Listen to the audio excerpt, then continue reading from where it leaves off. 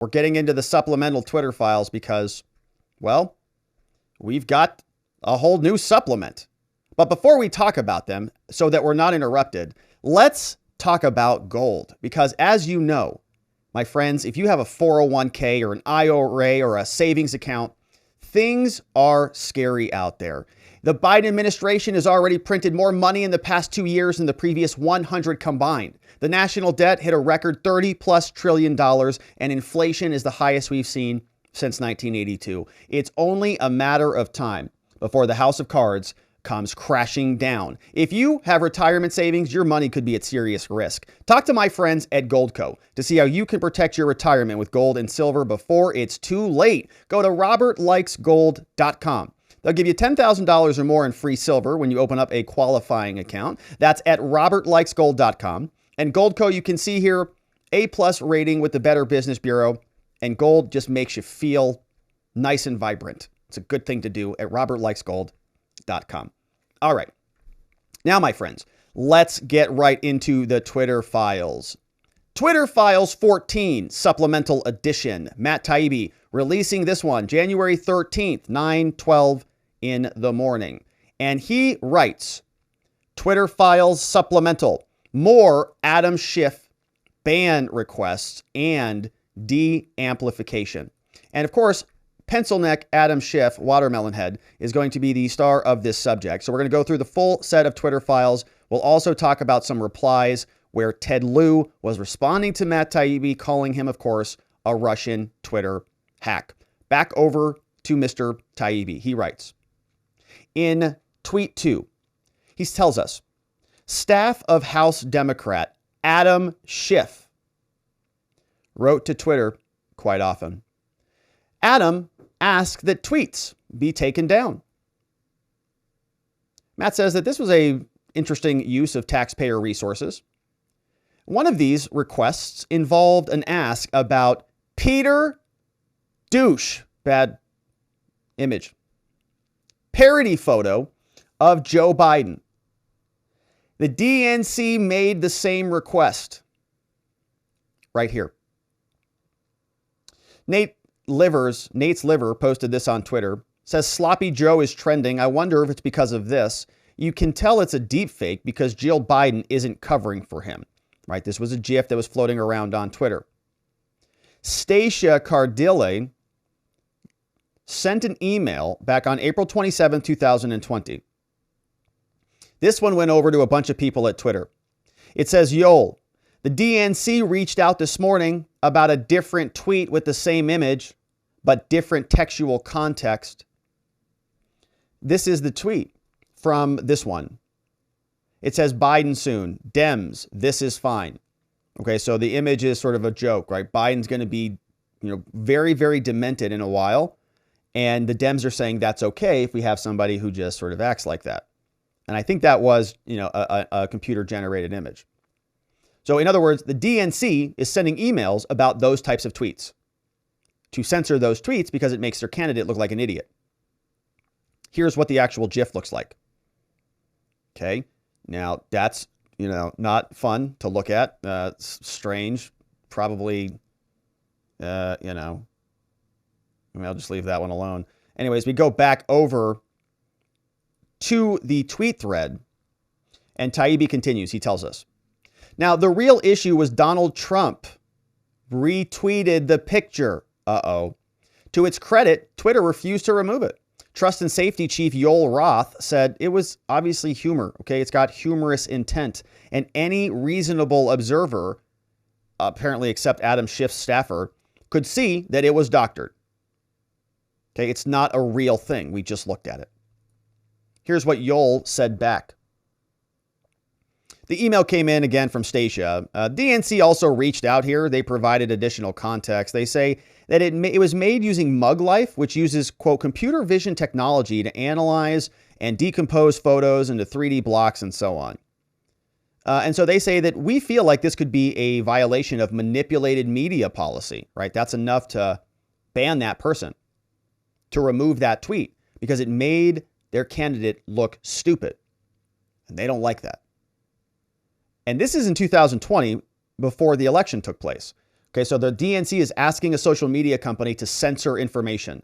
It's a political cartoon, right? The analogy that we've used here is digital billboards or digital yard signs. Every time one of these tweets is removed, it's a digital yard sign that's being yanked out of that person's ground, right? And it changes the course of the conversation. It changes the narrative. So Yoel says, this is pretty clearly an edited GIF with humorous intent, right? Any reasonable observer could identify that it's doctored. And there's no nexus to harm to anyone involved. It's not a violation of our rules. Yoel Roth is right. Schiff staffer, though, his name is Jeff Lowenstein. He didn't give up. Matt says, there was a slippery slope concern here. You know, if we have his tongue flying all over the place, then who knows what happens next? Jeff Lowenstein is responding. This first email came in. Here's the first email. April 28th, 2020. Elections coming up, 6:58 a.m. This comes from Jeff. It says, "Hey, Lauren and all. I wanted to follow up on this question."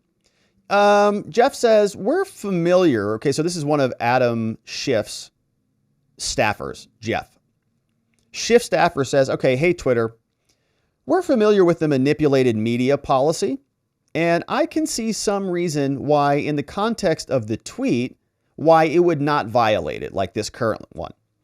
But Jeff says, stepping back, it is an instance of a candidate using a machine manipulated image. It's crude. It's being used to damage his opponent, which is one of the things that's concerning. Schiff and many others have had about deepfakes and their abuse. Okay, so Congress is concerned about this stuff. They say, "We're prepared to accept that it doesn't fall under the policy given, but there's a slippery slope component here. And I think it bears further explanation from Twitter why that is the case." Wow. So this is a very fuzzy image. It's hard to actually tease out the text, but it says, "I think it bears further explanation from Twitter why that is the case. We're prepared to accept that it doesn't fall under the policy given, but there's a slippery slope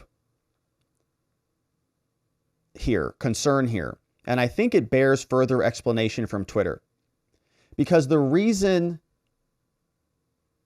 says that it could be malicious and it could even be less obvious. Happy to have a discussion or on a call if that's a preference, but please let us know. Okay, this is the federal government through Adam Schiff and his staffers censoring people, and they're demanding an explanation from Twitter. I think it bears further explanation from Twitter. They don't work for you, Jeff. They're a private company. This is the federal government crossing such a disgusting line here. I think it bears further explanation. Get out of our office. Never come back ever again. But what do? This is the government. This is the federal government. This is Pencil Neck Schiff out there, who's in charge of the Intelligence Committee at this point. It's the entire congressional committee breathing down your neck. Lauren responds and says, "Hey, Jeff, thanks for the follow-up. I'm happy to walk you through our policy, you stupid idiot. Would you be available for a quick phone call so I don't have to put any of this in writing? Perhaps 1:30 or 4 p.m. today or anytime tomorrow? Thanks, Lauren." Right? Doesn't want to write back to him what a joke this is. So it continues. Twitter also refused requests for bans of content about Schiff and his staff. So Schiff just has like a group message, but I don't like this tweet. I don't like this tweet. What an absolute weenie, right? Adam Schiff is one of the biggest weenies out there in Congress. You can tell him I said that. Twitter also refused requests for bans of content about Schiff and his staff. Here's something that came through. For their listed asks, in parentheses, demands, in the attached PDF, many fall outside of any of the remediations available under the cited policies.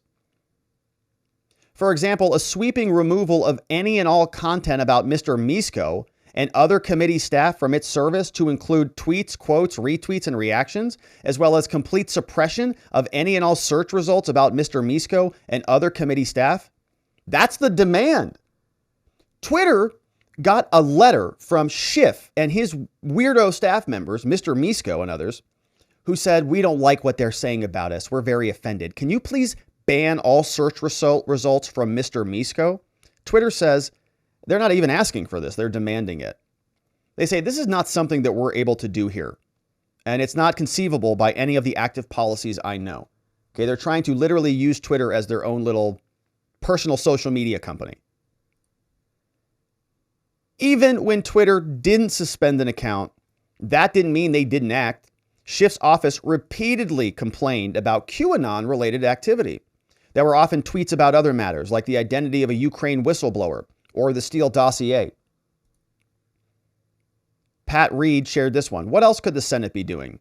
November 2019, Representative Schiff staffer Sen Misko worked with ex-CIA leaker Eric in the White House linked to Burisma. They didn't like that tweet. They didn't like this one. Funny, all five were involved in the fake dossier paid for by Hillary Clinton, set up by Pencil Neck Schiff while using Eric and Sean Misko, both employees, to lie in order to cover up the real quid pro quo by Biden. Also this one. That's in Spanish. And this is another one. He probably would also. Okay. These tweets are popping up. They say, you got to delete these things. Taibbi writes, Twitter policy at the time didn't ban QAnon, but it de-amplified those accounts. Twitter execs wrote about these tweets. They said, we can internally confirm that a number of these accounts are already flagged for de-amplification, right? They got the shadow ban. Here's the message. This came out October 28th, 2020. Is there something important coming up in November of this year? Oh yeah, an election between Trump and Biden. Meanwhile, all of Biden's little sycophants, guys like Schiff, are out there twisting the arms of the social media companies to shut his opponent up and anybody who supports them under the basis of disinfo, misinfo, and QAnon. All right. This was redacted about coordinated harmful activity escalations just a few days before the election. Hey, all, circling back here, we reviewed the flagged accounts and content and actioned one user for ban evasion, but the remaining were not suspendable under this policy. As we described previously, our current stance towards QAnon on Twitter is not a suspension-based policy. Engaging in QAnon-related activity results in de-amplification, meaning we don't actively recommend the accounts in the product, and we downrank but not remove their content when they are engaged in swarming. Like they shut up a whole part of the conversation. Whether you agree with QAnon or not, or whatever, they just stopped it. They're not allowed to talk here. We can internally confirm that a number of the accounts flagged are already included in this de-amplification. We do ban accounts designated under coordinated harmful activity if they push QAnon from multiple accounts or evading a ban, which was one case for one of the flagged users. All right. Already dealt with. Schiff's office, though, didn't like that. They had a concern about the de-amplification. It might make it harder for law enforcement to track the offending tweeters. Here's what they wrote back. Lauren mentioned creating an alias so we could flag content of concern for a quicker response. We'd love to take you up on that kind offer, right? So this is from Schiff's team, evidently. And they're asking for a direct red phone, a red pipeline, so they can just ban tweets for quicker review and response. Lauren said, be happy to do that. They're like, we'd love that. They also say, we would appreciate if you would please consider additional scrutiny of these two accounts, as social media scans by the Capitol Police indicated a direct correlation between these two accounts, tweeting about Misko and subsequent harassment targeting Misko. They went after Paul Sperry _ He's got 331,000 followers. He tweeted about Misko 47 times in the last year. And other Twitter users responded to those tweets talking about bad things. And they say that he needed to be nuked. Same thing happened with Greg Rubini, 20,000 followers. Added in the last month, approximately 163,000 followers. And he's posting all sorts of stuff. In light of repeated violations of Twitter policies, they say It's unclear why Twitter has not taken action to suspend his account. These people are so disgusting. This is a Senate office staffer who is asking, it's unclear why Twitter has not taken action to suspend this account. It's not your company. They don't report to you. You're the government. Stay out of it. They say, as discussed, it's also unclear why Twitter has neither suspended this account nor labeled its content to be false. We want you to get rid of these people. They want you to nuke two big accounts, 163,000 followers and 331,000 followers. I mean, it makes you sick. Like, what if they're sending emails about this channel? Robert Gouveia and his followers, and Rob said this thing, and all of his audience chatted this and chatted this, and delete everything, delete all of them. That's what a sitting congressman was asking a private company to do. It's reprehensible. It's in violation of the Constitution against everything in that First Amendment. Here, the question about deamplification, they say, we are curious as to whether any deamplification measures implemented by Twitter, which we greatly appreciate, though, could inadvertently impede the ability of law enforcement to search Twitter for potential threats about Misko and our staff. They kind of want that stuff to be out there. They need it.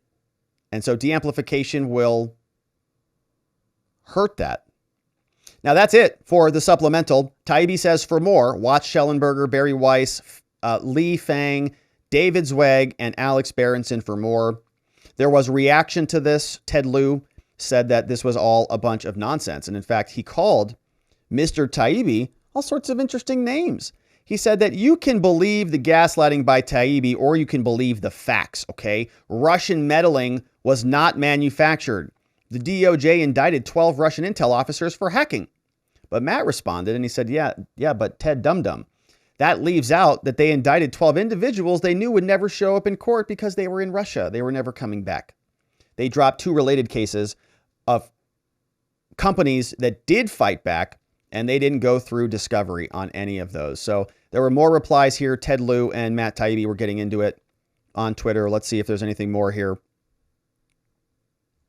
Yeah, Ted Lieu says,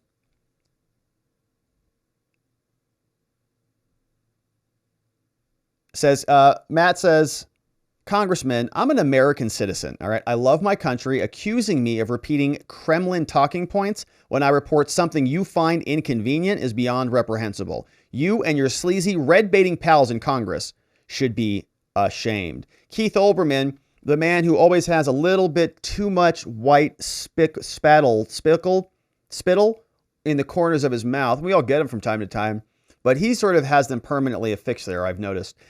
Keith Olbermann said, all of us knew from your journalism days to congratulate you in your new role in prostitution, Matt. And is Keith Olbermann even on? Does anybody listen to him at all anymore? He says, and you'll be remembered as one of the single wrongest figures in Russiagate, lapping Rachel Maddow even. Congratulations. Please send a postcard from the downside of your downside. By the way, Russia stopped using a hammer and sickle decades ago.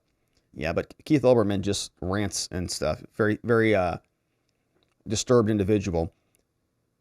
All right, so that's the update from the Twitter files.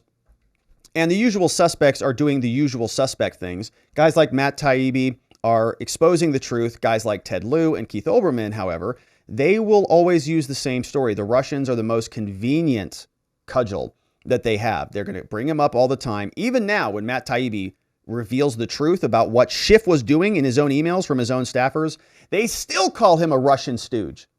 They need to come up with some new material. I hope they do. We will continue to cover it, and I hope you join us as we do. Thank you for liking this video wherever you're watching it. Thank you for following and subscribing to this channel. Thank you for sharing the short form videos with friends or family and inviting them over to our channel, because we are rebuilding the informational supply chains and we need them here. So thank you for doing that, and we'll look forward to seeing you on the next one.